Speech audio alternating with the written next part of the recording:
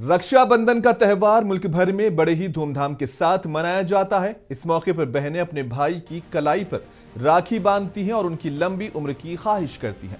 ताहम इस मर्तबा 19 अगस्त को होने वाला रक्षाबंधन कुछ खास होने वाला है, क्योंकि मुरादाबाद में इस मर्तबा गाय के गोबर से राखी बनाई जा रही है। ये राखी खासतौर पर हिंदुस्तानी फौजियों को बांधी जाएंगी।